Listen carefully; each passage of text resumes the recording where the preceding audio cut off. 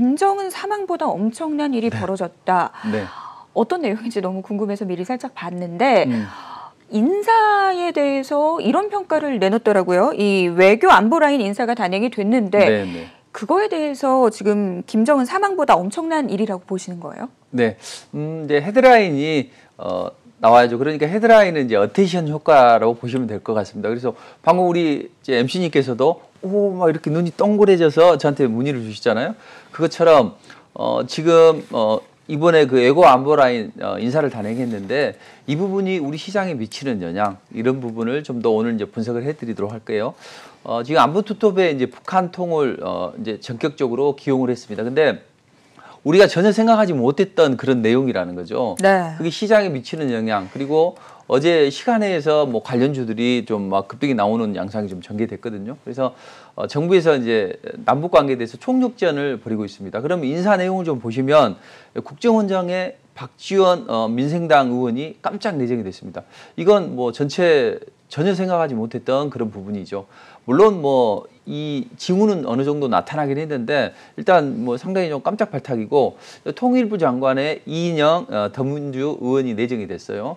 그리고 나머지 뭐 청와대 국가안보실장의 서훈 국정원장이 내정이 됐고 그다음 이제 대통령 외교안보 특보에 뭐 임종석 대통령 비서실장 그리고 정유영 안보실장 이렇게 내정이 되어 있는데 기존의 안보 라인은 그대로 유지가 됩니다. 대신 이번에 새롭게 들어온 사람이 박지원 민생당 의원이라는 거죠. 그리고 이인영 의원인데 자 먼저 이분들이 이제 어떻게 진행이 되냐면 네. 기존에 뭐 청와대 국가안보실장이나 뭐 대통령 외교안보특보는 아마 예상하기로는 7월 6일 정도면 아마 임명이 예상이 됩니다. 근데 국정원장하고 통일부 장관은 이제 국회에 이제 의결을 좀 거쳐야 되겠죠. 뭐 청문회도 하고 이렇게 거쳐야 되는데 제가 보기에는 무난히 통과는 될 것 같습니다. 뭐 박지원 의원이 상당히 좀 각을 세우거나 뭐 이렇게 주위 의원들하고 안 좋은 관계라면 어렵겠지만 그래도 뭐 특별하게 두루망라하게 잘 진행이 되는데 뭐 크게 문제는 없다고 보입니다. 그래서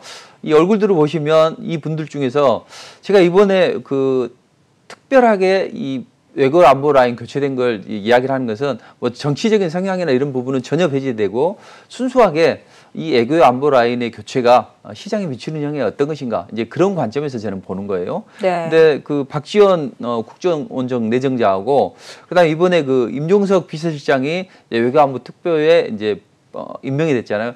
이 두 분이 상당히 좀 중요한 키워드가 될 수가 있다.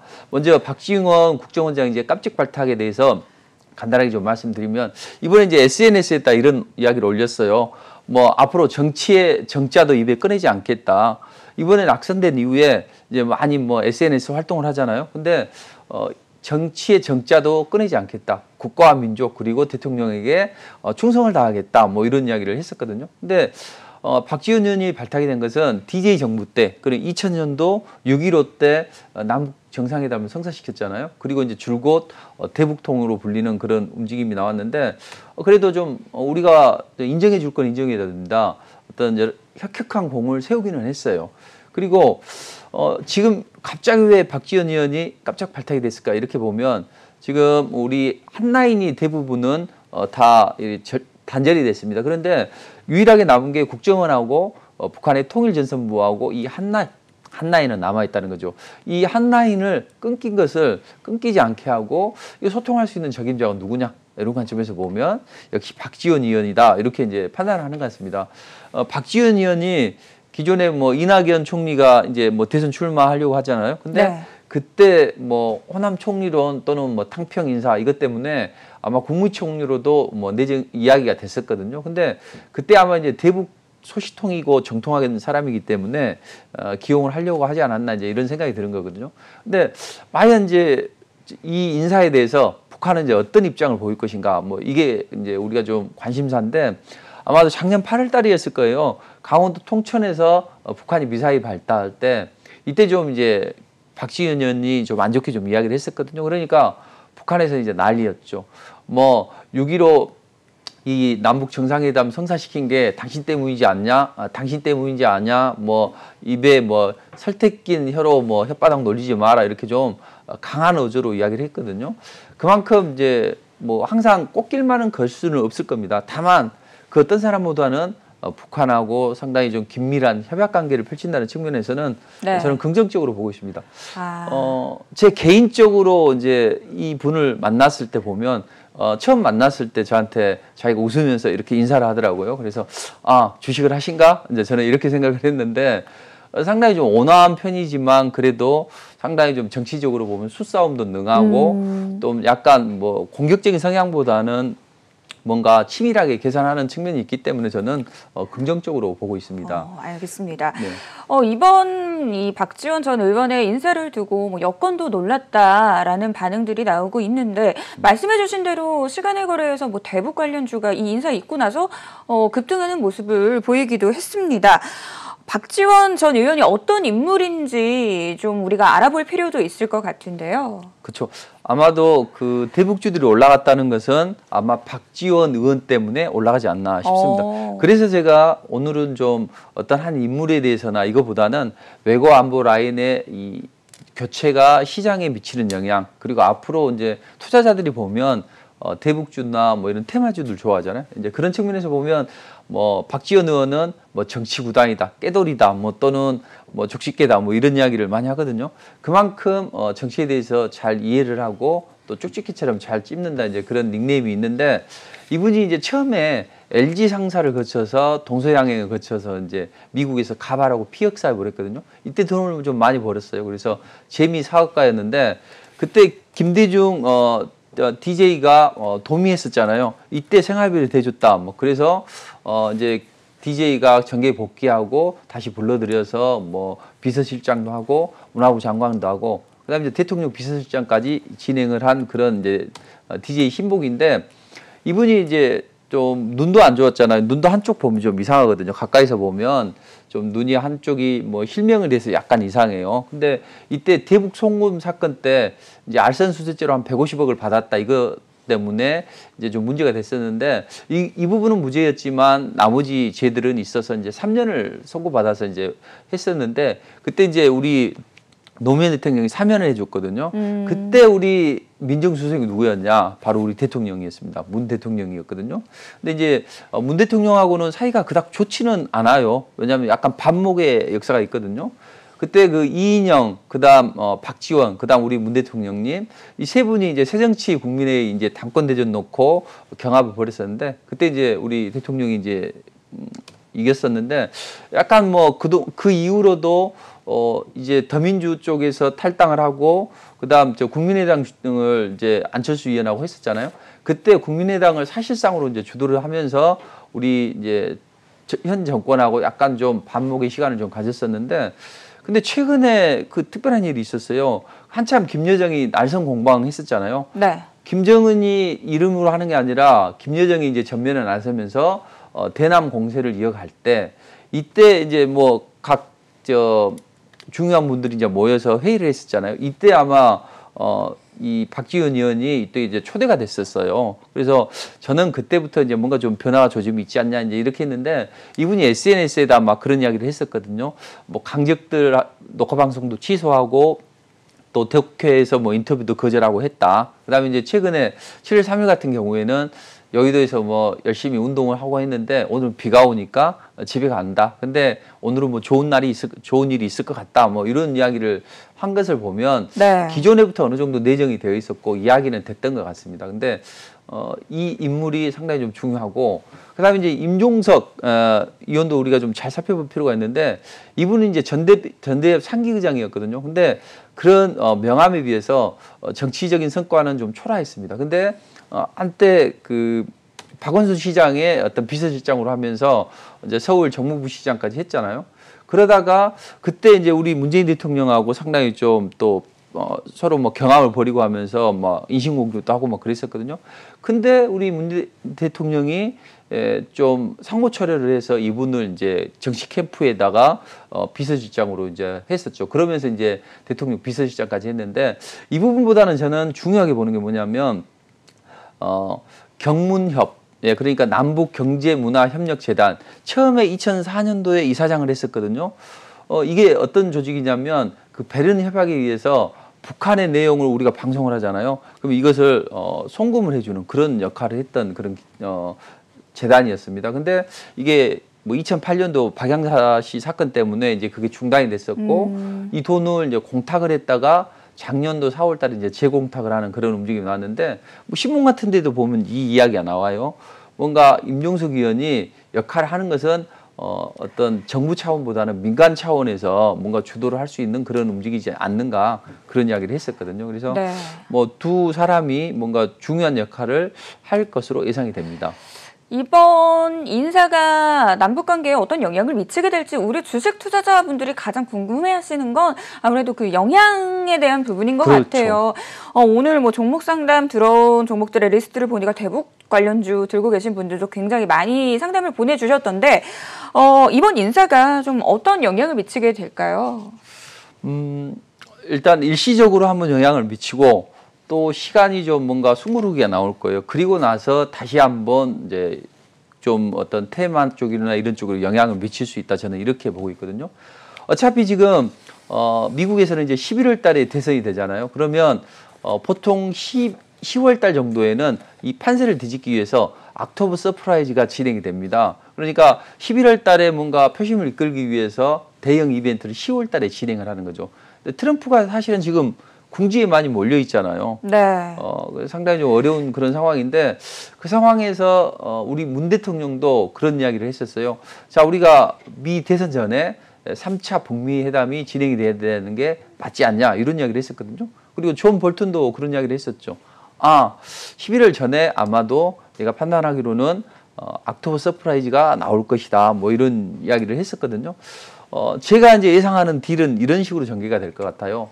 분명히 트럼프 대통령은 지금 상황은 좋지 않습니다. 왜 상황이 좋지 않냐면 지금 지지율도 상당히 좀 떨어졌잖아요. 조 바이든이 53%고 트럼프 대통령은 지금 41%입니다. 그럼 상당히 좀 수세에 몰려 있죠. 근데 제가 보는 이제 중요한 것은 실제 변수로 작용하는 열성 지지자들이죠.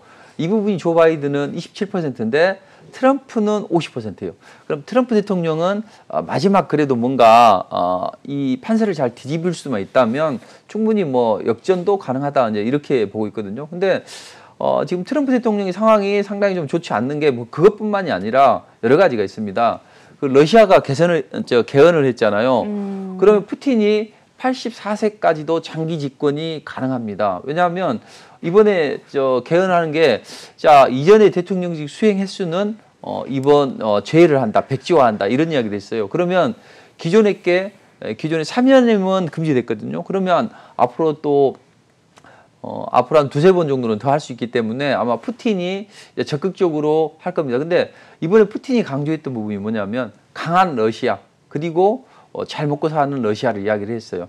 근데 그 시점을 제가 보기에는 러시아가 잘 먹고 살려면 천연가스나 원유를 이제 수출을 많이 해야 되겠죠. 근데 천연가스를 수출하려고 했는데 트럼프 때문에 좀 막혔던 부분이죠. 이게 노드 스트림 2거든요. 그러니까 러시아에서 독일로 연결하는 천연가스관이거든요. 아마 이 러시아 개헌이 되고 나서 메르켈 총리가 그 이야기를 했어요. 야, 미국 노드스트림 2에 대해서 뭔가 간섭을 하게 되면 우리는 보복을 한다. 뭐 이런 이야기를 했었거든요. 그러니까 그런 시기와 맞물려서 이제 본격적으로 노드스트림 2를 허가를 해주라 이런 입장이고 트럼프 대통령 입장에서는 어떻습니까? 만약 이것을 승인을 하게 되면 지금 러시아의 유럽이 러시아에 대한 지배권 안에 많이 예속이 되거든요. 그걸 좀 간과하는 거죠. 그래서 트럼프가 하는 거죠. 야, 그래? 그러면 그 참여한 기업들을 제재를 할 것이고 너희들이 자꾸 그러면 주독 미군을 좀 빼게 철수시키겠어 해서 한 10,000명 정도를 폴란드 쪽으로 이동을 시키거든요. 그러니까 폴란드가 러시아 남하 정책의 중요한 교두보예요. 막는 교두보라 그쪽으로 이동을 시키겠다고 해요. 그러니까 메르켈 총리는 그럼 나 G7 정상회담에 참석 안 할 거야. 이렇게 이제 맞짱을 놓는 거죠. 이런 식으로 상당히 상황이 좀 좋지 않습니다. 트럼프 대통령이. 자, 그럼 이제 트럼프 대통령이 선택할 수 있는 예상 딜을 제가 생각을 해보면 네. 그것도 안 좋죠. 중국 문제도 안 좋죠. 뭐 여러 가지 이 지지율에서도 밀리죠. 그런 관점에서 보면 이제 마지막 이 효과를 극대화시켜야 될 것 같아요. 그러면 극대화시키기 위해서는 한 번의 위기가 있을 것이다. 저는 이렇게 보고 있습니다. 왜냐하면 이 판세를 뒤집으려면 뭔가 큰 이슈가 있어야 되는데 미국문들이 두려워하고 트럼프가 이토록 두려워하는 게 뭐냐면 ICBM이거든요. 영변 핵시설, 이것도 중요합니다. 근데 뭐 핵 안 가지고 있는 나라, 가지고 있는 나라가 많잖아요. 그러면 이거보다는 바로 ICBM을 발사해서 미국 본토를 때리거나 아니면은 그 하와이를 때리거나, 이게 문제니까 자꾸 못하게 하는 거거든요. 그럼 제가 보기에는 뭔가 긴장감을 불러일으키기 위해서 뭐 물밑에서 뭐 북한하고 이런 이야기도 나올 수 있는 거죠. 이번에 뭐 보통 핵으로 보면 별 이야기가 다 나옵니다. 그래서 저는 충분히 물밑에서 뭐 북한하고 뭐 그런 이야기가 나올 수도 있다고 보고, 만약에 그런 이야기가 안 나온다면 이제 이렇게 하겠죠. 제가 만약에 트럼프라면 긴장감을 고조시키려면 자꾸 B1B나 B2 뭐 이런 전략 폭격기나 아니면 항공모함을 자꾸 한반도로 직결시키는 거죠. 그럼 북한에서는 이제 하다가 뭔가 긴장감이 일어나다가 에이 모르겠다, ICBM을 한번 발사해. 그럼 이제 미국군들은 이거 큰일 나겠다. 그래서 북한과 절대적으로 합의가 필요하다 해서 이것을 잘 협의를 도출해내면 트럼프 대통령은 상당히 좀 미국민들한테 지지를 받을 수 있겠죠. 이게 될 텐데, 그러면 그 부분은 이제 선행적으로 될 수 있는데 저는 이 부분은 생략될 수도 있다고 보여져요. 근데 제가 보는 시나리오는 이렇게 보는 것이고요. 두 번째, 그럼 이제 북한하고 미국하고 대화를 하기 위해서 우리 뭐 외교 라인도 재정비를 하고 문재인 대통령도 그런 이야기를 했었잖아요. 11월 대선 전에 뭔가 서로 북미 회담을 해야 된다. 그러면 여기서 딜이 나올 수 있는 게 뭐냐? 일단은 가장 상징적인 게 영변 핵시설이잖아요. 영변 핵시설은 북한한테 폐기해라.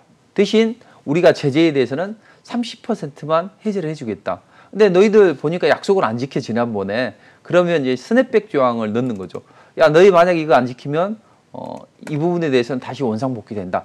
이런 부분이 하나 나올 것이고요.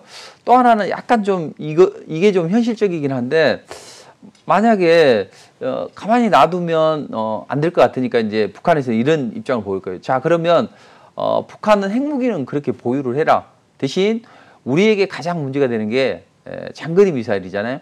ICBM은 폐기를 해라. 그러면 이제 중국의 견제 역할도 되는 겁니다.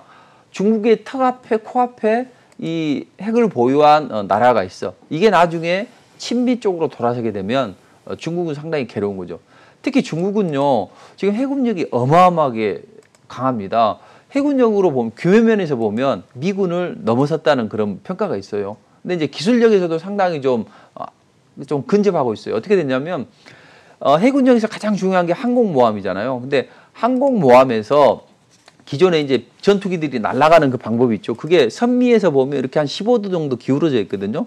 여기를 타고 전투기들이, 폭격기들이 날아가는데, 근데 이것을 기존에는 반듯하죠. 그리고 이 증기식 사출 방식이라고 하거든요. 이걸 이제 캐터펄트라고 하는데, 증기식으로 해서 증기로 그냥 쫙쫙 전투기를 뽑아내는 거죠. 근데 이 캐터펄트를 운영하는 인력이 한 130명 정도 필요해요. 그리고 이것을 열이 많이 납니다. 그래서 이걸 식혀야 되고 또 수리 비용도 많이 들어가요. 그래서 이번에는 이제 전자식 캐터펄트를 이제 만들었어요. 근데 미국에서 한 대 장착이 되어 있거든요.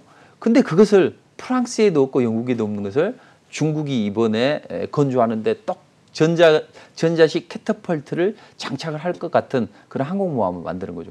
중국은 이 해군력을 약화시키기 위해서 어떻게 해야 되느냐? 육군력을 강화시켜야 됩니다. 그럼 지금 중국이 지금 이쪽 남중국해 또 대만 해협 이쪽에서 상당히 좀 해군력을 강화시키죠. 이번에도 지금 하루 이틀 전에도 남중국해에서 대규모 훈련했었고, 미국도 이 부분에 대해서 너희 그러지 마라 이렇게 엄중 경고를 했잖아요. 그러니까 이 유일하게 지금 이 아시아 태평양 이쪽의 바다를 미국이 장악하지를 못했습니다. 나머지는 다 장악했는데, 그래서 이 해군력이 너무 강하다. 해군력을 약화시키는 방법은 뭐가 있을까? 이쪽 지역을 공략을 하면 되는 거죠. 이쪽이 신장 위구르 지역이거든요. 중동 지역입니다. 이쪽을 지금 인권 문제를 자꾸 이야기를 하는 게, 나중에 정말 급하게 되면 이쪽을 통해서 이 사람들이 분리 독립을 원해요. 자꾸. 그래서 이슬람 교도들이 많기 때문에 분리 독립을 시키거나, 아니면 만주나 이런 동북 상승 지역이 곡창지대거든요. 이쪽을 뭔가 북한을 이용해서 이쪽으로 공략해 나가는 방법. 그러면 양쪽에서 공략해 나가면 중국은 해군력을 키우기보다는 국경을 좀 더 탄탄하기 위해서 육군력을 강화시키겠죠. 자, 그런 움직임이 나올 수가 있다는 거죠. 자, 그러면 정리를 해보면 이런 움직임 때문에 이 대북주들의 이제 움직임을 우리가 좀 잘 살펴볼 필요가 있다. 네. 이렇게 보시면 될 것 같고, 그 다음에 이제 좀 트럼프가 수세에 이제 몰릴 수 있는 방법은 추가적으로 뭐냐면 이번에 이제 중국하고 파키스탄하고 국경에서 막 치고받고 해서 막 했잖아요. 그래서 중국에서는 뭐 격투기 선수들을 입력한다, 들여드린다. 인도에서는 40km를 40km짜리를 뛰고 단숨에 뛰어가는 그런 정예 군을 투입을 한다. 뭐 이런 이야기가 나오고 있는데 이번에 파키스탄까지 여기에 좀 거듭니다. 그러니까 인도를 여기 지도를 보시면 이게 이제 카슈미르 지역이거든요. 이 카슈미르 지역인데 여기가 인도고 중국이고 파키스탄이에요. 원래 카슈미르 지역이 산악 지역인데 영국에서 여기를 관리를 했어요. 근데 영국에서 1947년도에 철수를 하면서 인도한테 넘겨줬죠. 왜? 이 사람들이 다 이슬람이 주로 주를 이루는데 원래는 이제 다들 파키스탄으로 가기를 원해요. 근데 지도자가 나는 인도로 가겠다 해가지고 결국은 이제 인도로 했다가 파키스탄에서 치고받고 하다가 그러면 서로 반으로 쪼개자 해서 인도령 카슈미르 또 파키스탄 카슈미르 이렇게 했는데 가만히 보니까 쟤들 둘이 싸우니까 먹을 게 있을 것 같거든요. 그러니까 이제 중국에서 여기서 달라들여서 또 분쟁을 해서 이제 중국이 일부 점령을 하고 있습니다. 근데 이 중국이 1대1로 도와주는 나라가 어디냐면 이로 파키스탄입니다. 이런 이유가 있기 때문에 파키스탄을 도와주는 거예요. 그러면 파키스탄은 중국의 도움을 받았고 이번에 중국하고 인도하고 치고받고 해. 중국이 이쪽을 먹으려고 하니. 그래서 안 되니까 이번에 파키스탄한테 그럼 너희가 좀 거들어 해서 지금 코로나로 몸살을 앓고 있는 인도를 공략하기 위해서 중국과 파키스탄이 서로 이제 협공을 하는 그런 움직임이 나옵니다. 그래서 정리를 해보면 지금 상황은 상당히 좀 견조한 흐름이 나와요. 그래서 너무 지나치게 시장에 대해서는 걱정할 필요 없습니다. 그리고 오히려 외교 안보 가동 라인이 오히려 이제 증시에 나쁘지 않게 작용을 할 것 같습니다. 그러니까 다음 주 초에는 견조한 흐름은 나올 것 같다. 대신 이제 다음 주 후반 정도는 좀 주의 있게 살펴봐라. 지난주에 제가 말씀드렸잖아요. 그 아주 중요한 시점이다. 근데 미국에서 코로나 치료제 개발 또 이 기대감 때문에 또 한 번 상승이 나왔잖아요. 지표도 좋아지고. 그래서 다음 주 초에는 너무 걱정하실 필요 없을 것 같습니다. 자, 그런데 앞으로 이제 중요한 건 뭐냐면 코로나가 확산세에 있거나 연준이 유동성을 축소를 하게 되면 그때는 시장이 좀 조정을 받을 수 있어요. 그러니까 그 부분은 다음 주 후반이나 그 다음 주 초 정도 되면 이제 그때 조심해야 되고 당장은 걱정하실 필요 없다. 그럼 이제 우리 시장은 좀 흐름이 좋지 않잖아요. 근데 네. 우리 MC님 보시기에는 지금 외국인들이나 이쪽 보면 수급이 좀 약간 좀 안 좋잖아요. 네. 그건 어떻게 보세요?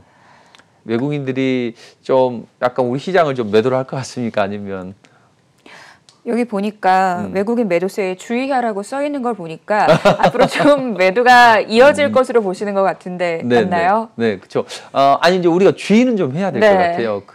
제가 돌발 질문을 좀 드렸었는데 환율이 약간 아직은 큰 변화가 없거든요. 근데 만약에 이 코로나가 잘 잡히고 미국에서 대규모 부양책을 잘 또 추가적으로 펼치고 하면은 환율이 좀 하락을 할 수 있어요.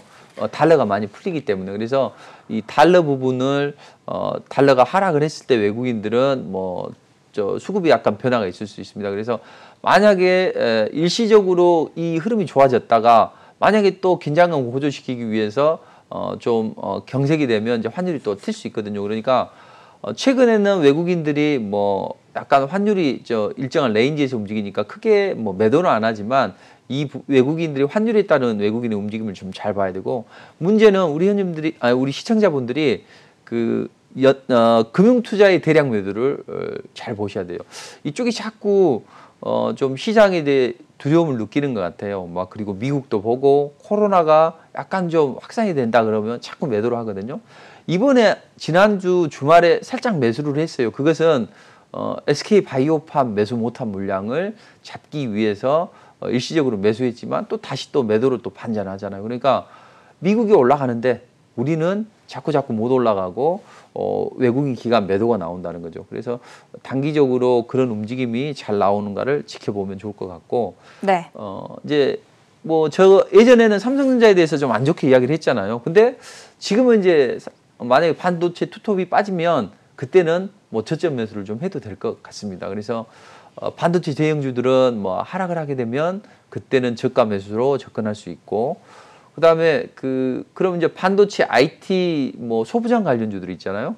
일본의 또 규제 때문에 그런 쪽은 좀 하니까 IT 쪽은 저는 양호하다고 보는 것이고, 테마는 순환매가 나올 수가 있다 이렇게 보여집니다. 그래서 지난주에 저희가 중국의 홍수 관련해서 에그플레이션 관련주를 보자. 근데 에그플레이션 관련주들 중에서도 이제 제가 뭐 특강을 했었거든요. 이 방송 끝나고 나서.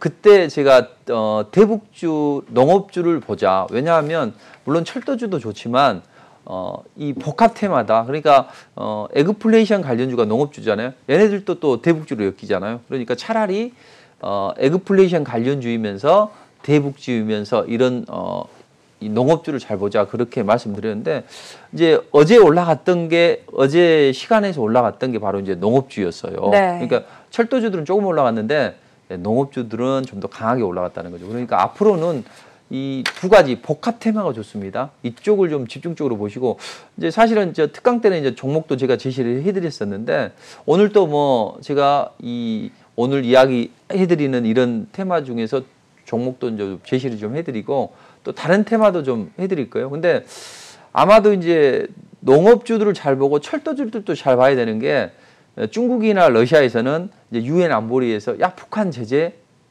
좀 완화시켜주라 이렇게 이야기를 자꾸 하거든요.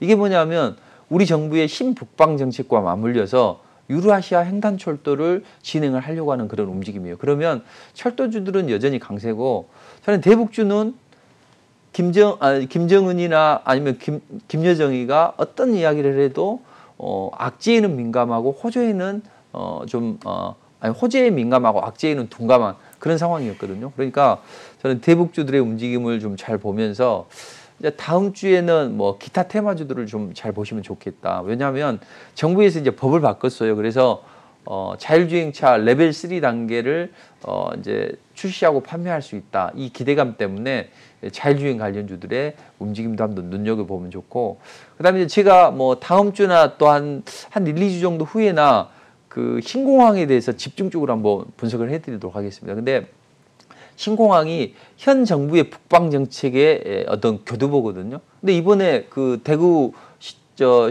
통합신공항 이번에 후보지 유예가 됐었잖아요. 결정하는 게 주말에 금요일 날인가요? 근데 이 부분이 왜 그랬는지, 그리고 앞으로 신공항이 제재화될 것인지 이런 부분도 아주 중요한 겁니다. 그러니까 어떤 대북 정책과 신북방 정책과 맞물려서 이런 테마들의 움직임을 잘 보신다면 좋은 투자 전략을 짜실 수 있지 않을까 이렇게 보고 있습니다. 네, 알겠습니다.